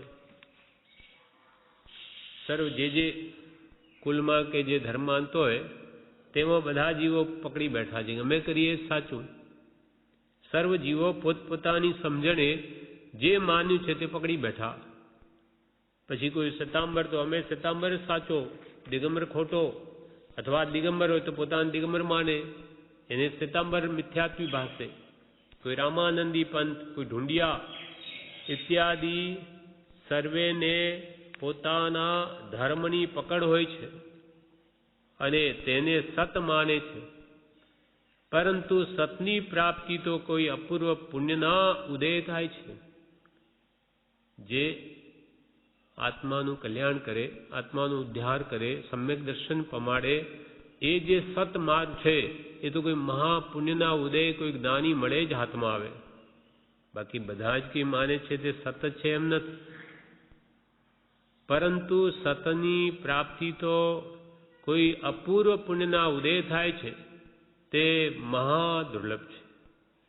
તે પ્રાપ્ત થયે જીવ બધું મૂકી એક જ જાણવા સમજવા યત્ન કરે. તે માટે સત્સંગ ઘણો કાળ આરાધે ત્યારે કંઈક સમજાય, અને સમજાય ત્યારે પકડ અથવા શ્રદ્ધા થાય. નાની મળે સાચા, અને એમનો જે ઉપદેશ હોય તે બધું બીજું મૂકીને જાણવા સમજવા પ્રયત્ન કરે કે એમનું શું કહેવું છે. એના માટે સત્સંગ ઘણા કાળ સુધી કરે ત્યારે કંઈક સમજાય. તે માટે સત્સંગ ઘણો કાળ આરાધે ત્યારે કંઈક સમજાય, અને સમજાય ત્યારે પકડ અથવા સત્શ્રદ્ધા થાય. ઘણા કાળના બોધે જેમ છે તેમ સમજાય છે. કેમ કે આ વિષયનું આપણું અજ્ઞાન અનાદિથી ચાલ્યું આવે, એટલે આ વિષય માટે ઘણો કાળ જોઈએ સમજવા માટે, અને એ જ્યારે સમજાય ત્યારે દ્રઢ શ્રદ્ધા થાય. પણ જ્ઞાનીને યથાર્થ ઓળખીએ આ સમજણ આવે. સમજણ કોની પાસેથી મેળવવી? જ્ઞાની પાસેથી. તો પહેલાં તો જ્ઞાનીને ઓળખવા પડે કે જ્ઞાની કોણ, આપણે કોનો બોધ સાંભળવો અને શ્રદ્ધા કરવી. એટલે પ્રભુશ્રી કહે પહેલાં તો જ્ઞાનીને યથાર્થ ઓળખવા, એ ઓળખે જ આ સમજણ આવે. ત્યારે જીવ સમજે કે ઘર કુટુંબ તે મારું નહીં, મારો તો આત્મા છે. સાચા સદગુરુ મળે, શ્રદ્ધા થાય, એના વચનો સાંભળે, ત્યારે જીવને એવી સાચી સમજણ આવે કે આ ઘર કુટુંબ તે મારું નહીં. હું ક્યાં લઈને આવ્યો અને જઈશ ત્યારે આ ઘર કુટુંબ મારી સાથે આવવાનું નથી. હું તો એકલો આવ્યો, એકલો જવાનો, અને હું તો આત્મા છું. આવ્યો ત્યારે એકલો, જઈશ ત્યારે એકલો. એમ ત્યારે જીવ સમજે કે ગ્રહ કુટુંબ તે મારું નહીં, મારો તો આત્મા છે. માટે વ્યવહાર કરું પરંતુ તેનાથી અંતરભેદ રાખું. આમ જીવને મોક્ષની ભાવના, છૂટવાની ભાવના જાગે છે. નાની પુરુષ મળ્યા પછી મારો એક આત્મા, બીજું મારું કંઈ નહીં. છતાં વ્યવહારમાં બેઠો હોય તો વ્યવહાર તો કરવો પડે, લેવડ દેવડ બધી કરવી પડે. ત્યારે પણ એને એ કરે, પણ અંદરથી અંતરભેદ રાખે. આ બધો વ્યવહાર છે, આ બધું મારે કર્તવ્યરૂપ નથી, પણ આજે આવી સ્થિતિ કર્માધીન થઈ ગઈ મારી, માટે આ કરવો પડે છે. એટલે અંતરથી તે વ્યવહાર પ્રત્યે એને રસ ન હોય. મારો તો આત્મા છે, માટે વ્યવહાર કરું પરંતુ તેનાથી અંતરભેદ રાખું. આમ જીવને મોક્ષની ભાવના, છૂટવાની ભાવના જાગે છે અને એ જ લય સતત રહે છે. તેથી તે બંધાતો નથી. આ સત્સંગનું ફળ એવું આવે, જ્ઞાની મળે, સત્સંગ કરે, તત્વ સમજે, ત્યારે અંદરનો મોહ તૂટતો જાય છે. પછી બધા વ્યવહાર કરતા છતાં વ્યવહાર ઉપલબ્ધ થઈ જાય છે, એમાં આસક્તિપૂર્વક નહીં. અને એ બી મનમાં એમ હોય ક્યારે વહેલું આ બધું છૂટે. આમ જીવને મોક્ષની ભાવના, છૂટવાની ભાવના જાગે અને તે લય પછી વ્યવહારમાં રહેતા છતાં સતત રહે. તેથી તે આત્મા કર્મોથી બંધાતો નથી. સમ્મા દિઠ્ઠિ ન કરી પાવામ, તેમ છૂટવાની ઈચ્છાવાળાને કર્મ બંધાતા નથી. ખરી ઈચ્છા છૂટવાની હોવી જોઈએ. સાચી ઈચ્છા છૂટવાની હોય તો એને કે કર્મ બંધ નથી. છૂટવાની ભાવના જેને છે તેને સાચી અંતરની તેને તે છૂટવાની ઈચ્છા વાળાને કર્મ બંધાતા નથી. ખરેખર તો સમ્યક દ્રષ્ટિને, ખરેખર છૂટવાની કામના સમ્યક દ્રષ્ટિને જ હોય છે અંતરથી, માટે એને કર્મ બંધ નથી. સમ્મા દિઠ્ઠિ એટલે સમ્યક દ્રષ્ટિ ન કરી પાવમ, તે પાપ કરતા નથી. તેમ છૂટવાની ઈચ્છાવાળાને કર્મ બંધાતા નથી. આ પ્રમાણે આ પ્રવૃત્તિનો બોધ પૂરો થયો.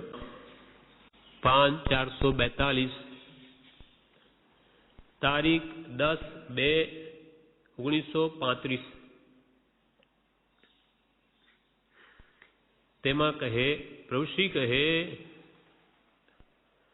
5 ઇન્દ્રિય સુધીના જે જીવો છે તેમજ ઈંડામાં કે ગર્ભમાં છે ત્યાં પણ આત્મા તો છે જ. 5 ઇન્દ્રિય સુધીના જે જીવો છે તેમજ ઈંડામાં કે ગર્ભમાં છે ત્યાં પણ આત્મા તો છે જ. જેમ ઈંડાનો આત્મા કે મૂર્છિત અવસ્થાઓનો આત્મા છે, તેમ એકેન્દ્રિયોનો આત્મા જે ઝાડ પહાડમાં રહ્યો છે તે તેવી અવસ્થામાં છે. 5 ઇન્દ્રિયો સુધીના જીવો છે. એકેન્દ્રિય, 2 ઇન્દ્રિય, 3 ઇન્દ્રિય, 4 ઇન્દ્રિયો, પંચેન્દ્રિય. 5 જીવો, 5 ઇન્દ્રિયો વાળા, કોઈ 1 ઇન્દ્રિય વાળા, કોઈ 2, 3. તેમ ઈંડામાં કે ગર્ભમાં રહેલા છે જીવો, ત્યાં પણ આત્મા તો છે જ. ઈંડાનો આત્મા ભલે મૂર્છિત અવસ્થામાં હોય પણ આત્મા તો છે જ. તેમ એકેન્દ્રિયનો આત્મા જે ઝાડ અને આ પાન દેખાય એમાં પણ રહેલો છે. આ ઝાડ દેખા, પાન દેખાય, પાનમાં એનું શરીર છે, એકેન્દ્રિય છે, શરીર એ જ ઇન્દ્રિય છે. તે તેવી કર્મને આધીન એવી અવસ્થામાં છે તે જીવ, પણ ત્યાં આત્મા તો ખરો જ. આત્મા તો બધે છે જ. આ જીવ પણ એકેન્દ્રિયથી માંડી સર્વ ભાવ, નારકી, જુગલિયા અને દેવોના પણ કરી આવ્યો છે, પણ તેને પોતાનું સ્વરૂપ ન માનવું. આત્મા દેહથી ભિન્ન છે. પ્રભુશ્રી કહે, આપણો આત્મા પણ એક ઇન્દ્રિયથી લગાવીને 5 ઇન્દ્રિયો સુધીના બધા જ ભાવો કર્યા છે. સર્વ ભાવ, નારકી, જુગલિયા, દેવોના, મનુષ્યોના, તિર્યંચના બધા જ કર્યા છે. એક ઇન્દ્રિય બન્યો, 2 ઇન્દ્રિય, 3 ઇન્દ્રિય, બધું જ કર્યું છે. એકે ભાવ બાકી નથી. છતાં તેને પોતાનું કે સ્વરૂપ ન માનવું. આ પાંદડામાં ગયો તે પાંદડો આત્માનું સ્વરૂપ નથી, એ તો પૂતગલ છે. પૂતગલનો બનેલો આ દેહ છે એનો. તેમ આપણે આ શરીરમાં આવ્યા તે શરીર રૂપ ન માનવું. કે આ શરીર તારું નથી, એ તો પૂતગલનું કર્મને આધીન કર્મના વર્ગણાઓ ને લઈને એનું ફળ આવ્યું છે. આ તેજસને કર્મના વર્ગણાઓનું આ ફળ તે નો કર્મ છે. આ નો કર્મરૂપ શરીર છે તે તારું નથી. તેમ બધા ભવ કર્યા પણ તેને પોતાનું સ્વરૂપ ન માનવું. આત્મા દેહથી ભિન્ન છે. ગમે તે યોનિમાં કે દેહમાં ગયો હોય, એ દેહ કોઈ કાળે આત્માનો થયો જ નથી. તેમ આ દેહ પણ તારો છે જ નહીં, તું તો એનાથી ભિન્ન જ છું એમ માન. આ હું દેહાદિ સ્વરૂપ નથી એમ માન. આ આત્મા દેહથી ભિન્ન છે, માટે પૂદગલ રૂપ જે દેહ, ઇન્દ્રિયો અને ઇન્દ્રિયોથી દેખાતા વિષયો તેને સ્વપણે કે મારાપણે ન માનવા. આ શરીર તારું નથી તો આ શરીરમાં રહેલી પાંચે ઇન્દ્રિયો પણ તારી નથી. અને ઇન્દ્રિયો જે વિષયો ને ઈચ્છી સ્વપણે માને. ઇન્દ્રિયો આંખને જોવાનું રૂપાદિ વિષયો જોઈએ, એટલે કે કાનને ટીવી વગેરે સાંભળવા, સંગીત જોઈએ કે આંખને જોવા માટે, પણ એ જે દ્રશ્ય દેખાય છે તે વસ્તુને પોતાની માને. આ મેલ આવી ઘરમાં એટલે આ મારી, એને પણ તારી ન માન. શરીર તારું નથી તો ઇન્દ્રિયો તારી નથી. ઇન્દ્રિયો જે વિષયો છે તે વસ્તુઓ પણ તારી નથી, તે તો સાવ ભિન્ન છે. દેહને આત્મા એકમેક રહેલા દૂધ અને પાણીની જેમ એ શરીર પણ તારું નથી તો પ્રત્યક્ષ ભિન્ન દેખાય. એવો ઘર, મકાન, દુકાન, ધન, પરિગ્રહ કે સોનું રૂપે તારું ક્યાંથી હોય? એ તો સાવ જુદું દેખાય છે. એમ મમત્વ ભાવ ક્યાંય કે છે થવા ન દેવો, કેમ કે મમતાથી જ બંધાય છે. અનંતકાળથી આ જીવને રજડાવનાર અહમ ભાવ મમત્વ ભાવ છે. હું પણ ને મારા પણ. હું દેહાદિ સ્વરૂપ છું અને દેહ, સ્ત્રી, પુત્ર આદિ મારા છે, એ જ રજડાવે. નાન્યું કે તારું કાંઈ જ નથી છતાં માની બેઠો. અહમ મમેતિ મંત્રો એ મોહસ્ય જગદ અંધકૃત. આ હું, શરીર હું અને આ શરીરના સમુદાયો બધા મારા. આ અહમભાવ ને મમત્વ આ મોહ રાજાનો મંત્ર છે. આખા વિશ્વને આંધળું બનાવી દીધું છે. અહમ મમેતી, અહમ એટલે હું, મમેતી એટલે મારું છે. મમેતી મંત્રોયમ, આ મંત્ર મોહસ્ય મોહ રાજાનો છે. જગત અંધકૃત, આખા જગતને આંધળું બનાવી દીધું. અયમ નૈવ નય પૂર્વ પ્રતિમંત્રોપી મોહજિત. અહમ નૈવ, આ મારું છે જ નહીં. અહમ નૈવ નય પૂર્વ, બીજા પણ મારા છે જ નહીં. આ પ્રતિમંત્ર છે ઊંધો, એ મોહ રાજાને જીતવાનો પ્રતિમંત્રોપી મોહજિત. હું દેહાદિ સ્વરૂપ નથી, દેહ, સ્ત્રી, પુત્ર આદિ મારા નથી. શુદ્ધ ચૈતન્ય સ્વરૂપ એ વિનાશ એવો આત્મા છું. આ પ્રતિમંત્ર. એમ આત્મા ભાવના કરતા રાગ દ્વેષનો ક્ષય થાય. રાગ દ્વેષ નાશ પામી જાય આ મંત્રથી. એથી વિશે શું જોઈએ? કેવળ જ્ઞાન પ્રગટે, મોક્ષની સર્વ સંપત્તિ હાથમાં આવી જાય એવો મંત્ર આપણને આપ્યો છે. એટલે ઋષિ કે પણ તેને પોતાનું સ્વરૂપ ન માનવું. આ પૂદગલ જે દેહ, ઇન્દ્રિયો અને ઇન્દ્રિયોથી દેખાતા વિષયો તેને સ્વપણે કે મારાપણે ન માનવા. રાગ દ્વેષ ને મોહ સર્વથા ત્યાગવા. જો મુક્તિ જોઈતી હોય, સર્વ કર્મોથી છૂટવું હોય તો બધાનું મૂળ રાગ દ્વેષ ને અજ્ઞાન છે, અથવા અજ્ઞાન કહો કે મોહ કહે કે છે દર્શન મોહ. રાગ દ્વેષ અજ્ઞાન એ મુખ્ય કર્મની ગ્રંથ થાય નિવૃત્તિ જે હતી તે જ મોક્ષનો પંથ. આ રાગ દ્વેષ અજ્ઞાનથી રહેતું એનું નામ જ મોક્ષ. એટલે જો મુક્તિ જોઈતી હોય, સર્વ દુઃખથી છૂટવું હોય, અથવા સર્વકાળ માટે, અનંત કાળ માટે સુખી થવું હોય તો આ રાગ દ્વેષને છોડવા. જન્મ, જરા ને મૃત્યુ આ મુખ્ય દુઃખના હેતુ, પણ કારણ તેના બે કયા? બે જ કારણ છે જન્મ, જરા, મરણના. શું? રાગ દ્વેષ અણહેતુ. અણહેતુ એટલે નકામા. આ જીવ રાગ દ્વેષ કર્યા જ કરે છે. ભોજન તો જ્ઞાનીઓ કરે ને આપણે કરીએ, પણ એ ભોજન કરતા છતાં આસક્તિ નથી, રાગ નથી, માટે ખાતા છતાં છૂટે છે. અને એ જ ક્રિયા આપણે કરતા આજે બહુ સારું ખાવાનું હતું કે આજે બરોબર નહોતું, દ્વેષ આવી ગયો, રાગ આવી ગયો, બંધાઈ ગયો. એમ રાગ દ્વેષ અને મોહ સર્વથા ત્યાગવા. ઇન્દ્રિયને દેહ દ્વારા જે ભોગવાય તે મેં ભોગવ્યું એમ ન માનવું. પ્રશ્ન ઇન્દ્રિયોથી કંઈ વિષયો ભોગવ્યા, ખાવું, પીવું, સૂંઘવું, સાંભળવું, જોવું વગેરે, તો મેં ભોગવ્યા, આજે બહુ આનંદ આવી ગયો, એવો ભાવ ન કરવો. ઇન્દ્રિયોનું સુખ છે એમાં આનંદ શું? આ તો મોહ થયો, એ સાચું સુખ નથી, આસક્તિ થઈ. માટે ઇન્દ્રિય અને દેહ દ્વારા જે ભોગવાય તે મેં ભોગવ્યું એમ ન માનવું, તે સર્વને ભૂલી જવું અને આત્મા સિવાય કંઈ ન ઈચ્છવું. કંઈ પણ પરપદાર્થમાં સુખ છે એ બુદ્ધિ જ ન રાખવી, બધું જ ભૂલી જવું. મારો આત્મા જ અને સુખરૂપ છે, એ સિવાય બીજું મારે કંઈ જોઈએ જ નહીં. મને તો સહજ આત્મ સ્વરૂપ નિર્વિકલ્પ દશા જે અને સુખરૂપ છે તેની જ પ્રાપ્તિ હો, બીજું કાંઈ નહીં જોઈએ. દેવલોકે નહીં જોઈએ અને ભૌતિક સંપત્તિ પણ નહીં જોઈએ. એક સહજાત્મ સ્વરૂપ જોઈએ કે જેમાં અનંત સુખ રહેલું છે. તે સર્વને ભૂલી જવું ને આત્મા સિવાય કંઈ નહીં ઈચ્છવું. આત્મા તો છે તેને કેમ પમાય? કે આત્મા તો છે, બધામાં છે જ. કોઈ કે હું આત્મા નથી, શરીર છું, તોય એ તો આત્મા આત્મા જ છે. પોતેને જડ રૂપ દેહ માની લે તેથી કંઈ આત્મા દેહ રૂપ થાય નહીં. આત્મા તો આત્મા રૂપ જ રહે. જેમ કે એક ઝેરનો પ્યાલો હોય, બીજા કે આ ઝેર છે, તે આપણે કહીએ ના આ તો ઝેર નથી, આ તો કોકા કોલા છે. હું નહીં માનું આ ઝેર છે, તો પી. તું ભલે એને કોકા કોલા માલીને પી જાય, જેથી કંઈ એ ઝેર કોકા કોલા નહીં બને, એ તો મારી જ નાખે.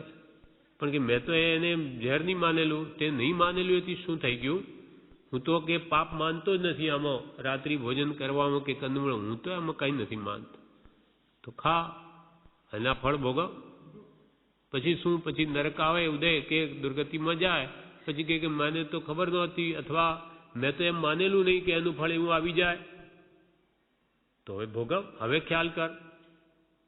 જેમ એક ચોરની શિક્ષા થઈ, એને જજ આગળ ઊભો કરવામાં આવ્યો કોર્ટમાં, ત્યારે એ કે મને તો સાહેબ ખબર નહોતી કે આ ચોરી કરવાથી આવી રીતે જેલમાં જવું પડે. તો કે ભાઈ તને ખબર નથી તો આ હમણાં 2 વર્ષ સુધી જરા જેલમાં જા, તો ક્યાં ત્યાં કેવું સુખ કે દુઃખ શું છે જરા જોઈ લે, તને ખબર પડી જશે. પછી તને ખબર પડે કે ત્યાં આ તો દુઃખ છે, તો બીજી વાર નહીં કરતો. બાકી કોર્ટમાં અંગ્રેજીમાં કહેવત છે, ન્યાયમાં, હા, an ignorance is of no excuse, એટલે અજ્ઞાનતાની કોઈ માફી નથી. મને ખબર નહોતી, તો કે તારે ખબર રાખવી જોઈતી હતી. હિન્દુસ્તાનના નાગરિક તરીકે શું કર્તવ્ય છે, શું અધિકાર છે તારા, શું કર્તવ્ય બધું જાણવું જોઈએ. નથી જાણ્યું તો હવે જાણ, એના ફળ ભોગવ. એમ દુઃખ આવે તેવા કામો તને ન ખબર હોય તો ખબર કર, અને છતાં ન કરી તેના ફળ તો આગળ આવવાના છે. તું સારું માનીને કરે તો એ ખોટાનું તો ખોટું જ ફળ આવશે. એમ આત્મા તો છે જ, તું માન કે નહીં માન. આત્મા તો છે અને શ્રદ્ધાન હોય તો હવે તેને કેમ પમાય, એ આત્માની પ્રાપ્તિ કેમ થાય એ વિચાર. તો કે જેણે તે જાણ્યો છે તેને શરણે જા. જો આત્માને ઓળખવો હોય તો જેણે આત્માની જેને ઓળખાણ થઈ એવા જ્ઞાની પુરુષના શરણે જા. એટલે કે એ કહે એમ કર, ત્યાં જઈને પણ એ કહે એમ કર, તો એ આત્માની ઓળખાણ થાય. આત્મા તો છે પણ તેને કેમ પમાય, તો કે જેણે તે જાણ્યો છે તેને શરણે જા. એ જ સિદ્ધાંત પોતાનો મિત્ર બાંધવ જે કહો તે છે, અને એમ કરે જ આત્માનું હિત છે. એને એ સિદ્ધાંત કહો. નાનીને ઘેર ઇજારો છે, એ વગર માર્ગ ન મળે, અને એને જ પોતાનો મિત્ર કે બાંધવ જે કહો તે જાણ, નાની દ્વારા જ માર્ગ મળશે. અને એમ કરીએ જ જકાર, એમ કરીએ જ નાનીનો શરણ લીધે જ આત્માનું કલ્યાણ થશે. સ્વચ્છંદે સ્વમતી કલ્પનાએ આત્મપ્રાપ્તિ નહીં થાય. તારીખ 24/2/1935 પ્રભુશ્રી કહે, વિષય કશાય મૂકવા, ક્રોધમાન માયા લોભે ન કરવા. 5 ઇન્દ્રના વિષયો રૂપ રસ ગંધ સ્પર્શ શબ્દ વગેરે, અને ક્રોધમાન માયા લોભ રૂપ કશાય એને કે છે ન કરવા. વિષય કશાય મૂકવા, ક્રોધ માન માયા અને લોભે ન કરવા. ઉદય આવેલા વિષયો ભોગવવા પડે, ખાવું કરવું પડે તો પણ તેથી આત્મા ભિન્ન છે એમ ઉપયોગ રાખવો.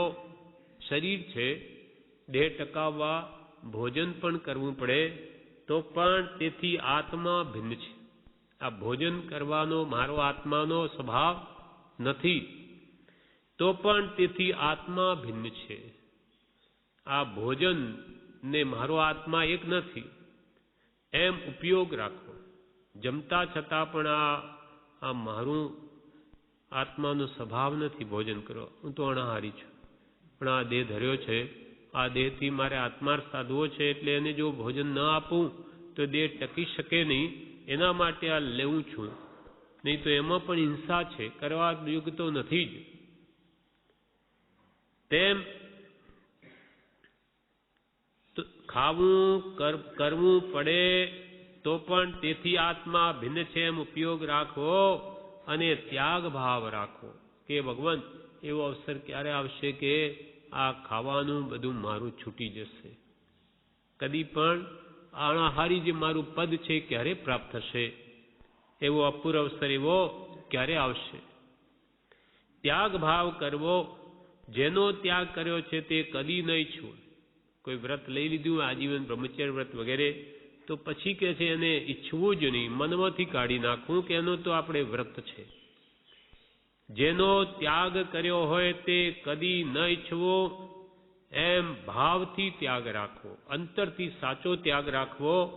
કોઈ કહે કે માંસ ખા તો ખાય, સાતે વ્યસનનો આપણે ત્યાગ કરી દીધો, પછી કોઈ કહે માંસ ખા તો ખાય. તેમ જે ત્યાગવું તે તરફ અભાવ જ રાખવો. જે ત્યાગી દીધું તે તરફ સાવ અભાવ રાખવો. તે તરફ વૃત્તિ ન જ જાય એમ કરવું. તે તરફ વૃત્તિ ન જ જાય તેમ કરવું. જેમ કે પોતાનું મકાન હોય એ વેચી દીધું હોય, પછી પતી ગયું, પછી આપણું ક્યાં છે? એ તરફ વૃત્તિ જાય નહીં, એ તો મેં તો વેચી દીધું, પતી ગયું. તેમ ખરેખરો જે ત્યાગ કર્યો હોય તો તે તરફ વૃત્તિ જ ન જાય એમ કરવું. કોઈ કહે માંસ ખાતો ખાય, તેમ જે ત્યાગવું તે તરફ અભાવ જ રાખવો. તે તરફ વૃત્તિ ન જ જાય એમ રાખવું. મુમુક્ષુ કહે દેહને આત્મા ભિન્ન છે તે એક કેવી રીતે થયા? તમે કહો છો કે દેહ અને આત્મા ભિન્ન છે, જુદા છે, તો બે એક કેવી રીતે થાય? કોણે આત્મા અને દેહને ભેગા કર્યા? મુમુક્ષુ કહે દેહ અને આત્મા ભિન્ન છે તે એક કેવી રીતે થયા અને હવે ભિન્ન શી રીતે થાય? ઋષિ કહે ભાવ અને પરિણામથી એક રૂપ થઈ ગયા ભાસે છે. શું કહ્યું? એકમેક થયા નથી. એ તાદાત્મ્ય વૃત્તિ એકમેકપણું એવું કંઈ થયું નથી. બે છે જુદા જ. હા, પણ એને ભાવ પરિણામથી એક રૂપ એને ભાસે છે. કેમ કે આ આત્મા એને પકડી બેઠો છે. આ દેહ તે જ હું. જેમ કોઈ ઝાડને પકડી લે બાથમાં, બાથ ઘાલે ઝાડને, અને પછી કે અરે મને કોઈ છોડાવો, હું બંધાઈ ગયો. ત્યારે જ્ઞાની કે ભાઈ તને કોણે બાંધ્યો છે? તું હાથ છૂટા કરતો આ છૂટી ગયો. તારી ભ્રાંતિને લઈને તું એમ માને કે હું બંધાઈ ગયો, તે જ પકડ્યો છે ઝાડને, ઝાડે તને નથી પકડ્યો. તેમ કર્મોને તું વળગી પડ્યો છે. રાગદ્વેષ ભાવો તું કરે છે, તું છોડી દે તો છૂટો. ભાવ અને પ્રવૃત્તિ કે ભાવ અને પરિણામથી એક રૂપ થઈ ગયા ભાસે છે. દેહ અને આત્મા થઈ ગયા નથી. જો થઈ ગયા હોત તો આત્મા છૂટો પડે નહીં, દેહમાંથી જુદો જાય નહીં. દેહ સાકાતો સાથે લઈને જાય શરીરને, કાં દેહમાં જ રહે. પણ આ દેહમાંથી આત્મા જુદો પડે છે. કેમ કે બે જુદા છે જ, પણ કાર્મણ વર્ગણાઓ ને તેજસ વર્ગણાઓ અહીંયાથી આત્મા છૂટો પડે એને સાથે જ જાય છે. અને એ વર્ગણાઓ એને જ્યાં ઉદય કર્મ સ્થિતિ બાંધી ત્યાં એને ખેંચી જ જાય છે. એને પણ છોડી દે. સંપૂર્ણ કાર્મણ વર્ગણાઓ તેજ નાશ કરી દે તો એ તને ક્યાંય ખેંચી ન જાય. એટલે તારો આત્મા ઉર્ધ્વગામી સ્વભાવ હોવાથી ઉપર ઉઠી એક સમયમાં ઉર્ધ્વગામ ઉપર ઉઠી મોક્ષમાં જઈને સ્થિત થાય છે. એટલે કોઈએ બાંધ્યો નથી, નાદિથી પોતે જ બંધાયેલો છે પોતાના ભાવોથી. પ્રભુશ્રી કહે ભાવ અને પરિણામથી એકરૂપ થઈ ગયા ભાસે છે આત્માને દેહ. હવે વિચાર કરે તેને જુદા માને અને તેમાં શ્રદ્ધા કરે તો ભેદ જ્ઞાન થાય. હવે આજથી સહી જેમ બે જુદા છે તો જુદા માન અને તેમાં શ્રદ્ધા કર અને ભેદ જ્ઞાન કર કે હું દેહ સ્વરૂપ નથી, હું દેહાદિ સ્વરૂપ નથી, હું સહજ આત્મ સ્વરૂપ છું. આ દેહ તે મારો નહીં, આ દેહ તે મારો નહીં, હું સહજાત્મ સ્વરૂપ પરમ ગુરુ છું, પંચ પરમેશ્વરી જેવો સહજ આત્મ સ્વરૂપ છું. આ ભેદ જ્ઞાનની ભાવના છે. અને એ જે ભાવશે તે જ આત્મજ્ઞાનને પામશે. અનાદિકાળમાં આ જીવે પુણ્ય બાંધનારી ક્રિયાઓ ઘણી કરી પણ ભેદ જ્ઞાનની ભાવના નથી ભાવી. એટલે કુંદકુંદાચાર્ય ખાસ કહે કે ભેદ જ્ઞાન તઃ સિદ્ધા. બધા સિદ્ધ અવસ્થાને પામ્યા છે તે ભેદ જ્ઞાન ના વળે. ભેદ જ્ઞાન તઃ સિદ્ધા સિદ્ધા એ કિલ કેચન યસ્યેવા ભાવતો બધા એ કિલ કેચન. અને જે જીવો સંસારમાં બંધાઈને રહેલા છે તે પણ આ ભેદ જ્ઞાનના ભાવે જે ભેદ જ્ઞાનની ભાવના ભાવ્યા તે બધા છૂટી ગયા. એટલે પ્રભુશ્રી પણ એ જ કહે છે કે હવે એને જુદા માને તેમાં શ્રદ્ધા કરે, જુદા માને શ્રદ્ધે તે પ્રમાણેની ભાવના ભાવે તો ભેદ જ્ઞાન થાય. કૃપાળુ દેવે તો ચોખ્ખું સમજાવ્યું છે. 6 પદનો પત્ર ને આત્મસિદ્ધિ મહાગહન છે.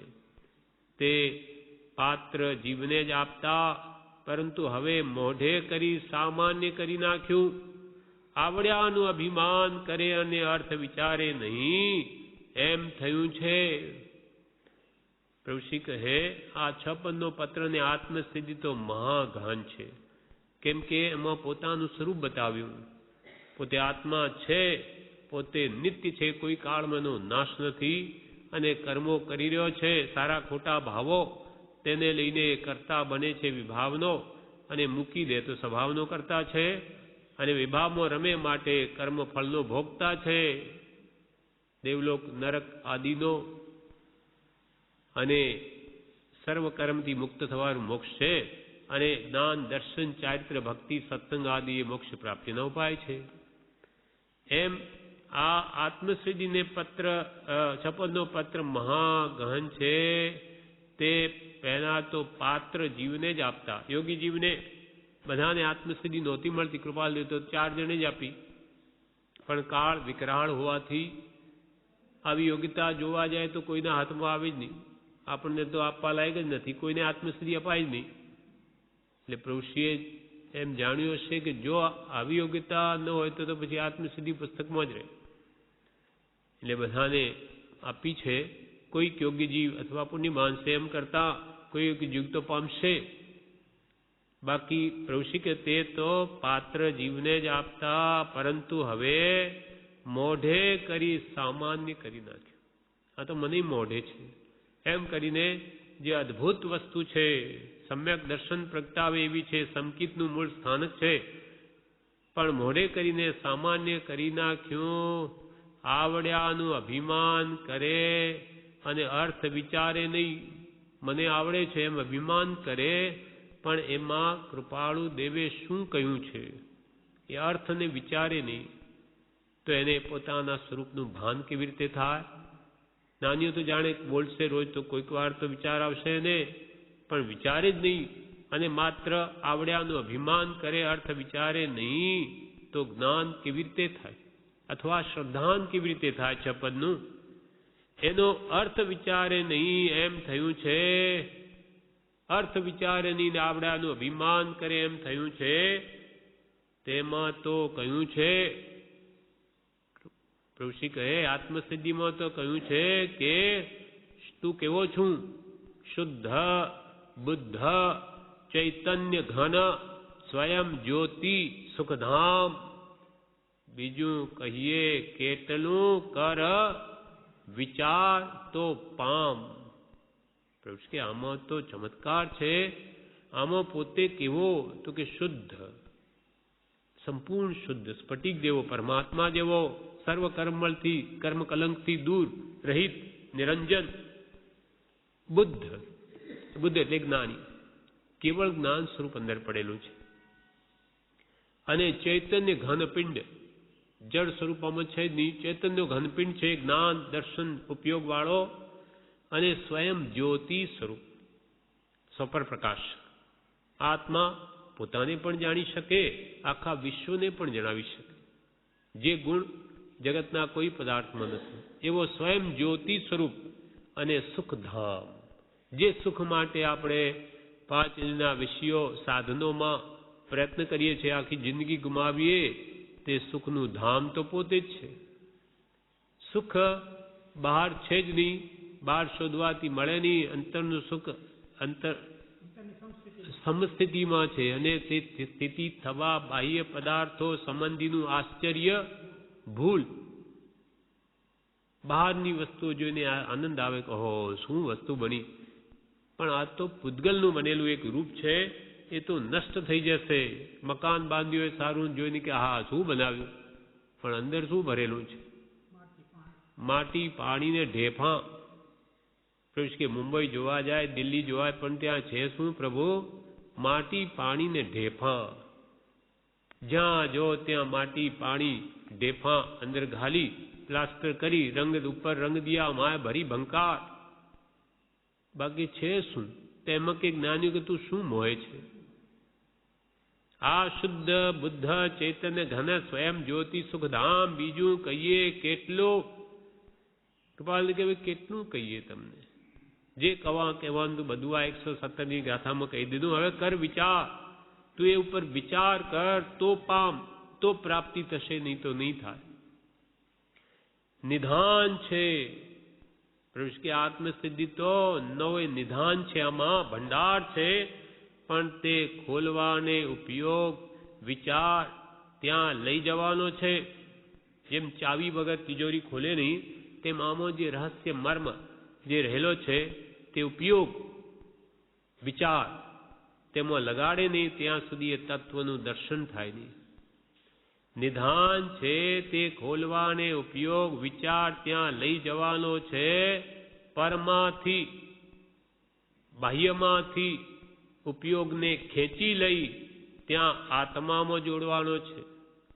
તે જ ખરો પુરુષાર્થ છે. આ ખરો પુરુષાર્થ. આખો દાડો આપણી વૃત્તિ બાહ્યમાં ફરે છે, પૂતગલમાં. તે પર વૃત્તિને ત્યાંથી ઉઠાડી પ્રીતિ અનંતથી પર થકી જે તોડે તે જોડે. પરભાવ પર પ્રેમ પ્રવાહ બઢે પ્રભુ સે. એ પરમાંથી બાહ્યમાંથી ઉપયોગ, જ્ઞાન ઉપયોગ, દર્શન ઉપયોગ, જાણવું દેખવું આત્માનું પર વસ્તુમાં થાય છે.